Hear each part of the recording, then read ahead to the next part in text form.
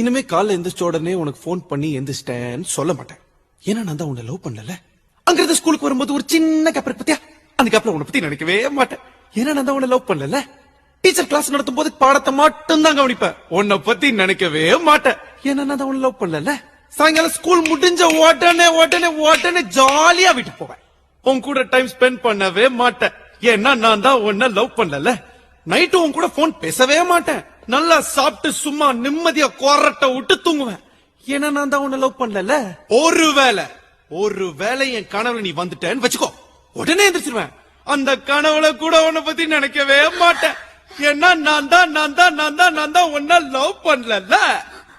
Love பண்ணல ஒத்துக்கிறேன்டி. என் love failure தாண்டி. Love failure ஆன எல்லா ஆம்பளையும் என்ன சொல்லுவான், இந்த லவ்வே இப்படித்தான், இந்த பொண்ணுங்களே இப்படித்தான் அப்படின்னு குறை சொல்லுவான். ஆனா நான் சொல்ல மாட்டேன். ஏன்னா நான் லவ் பண்ணதுல தப்பு பண்ணல, யார லவ் பண்றேங்கிறதுல தான் தப்பு பண்ணிட்டேன். நான் ஒரு பொண்ண லவ் பண்ணிருக்கணும், ஆனா நான் ஒன்ன லவ் பண்ணிட்டேன். என் லவ் ஃபெயிலியர் ஆயிடுச்சுங்கிறதுக்காக சோகப்பட்டு தண்ணி அடிச்சுட்டு தாடி வளர்த்துட்டு ரோட்ல சுத்த வந்துச்சா?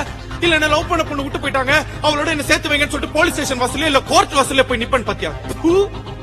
சிங்காண்டி நான் பாக்குற லெப்ட்ல விட்டா ரைட்ல திரும்பிக்கும். வரட்டா?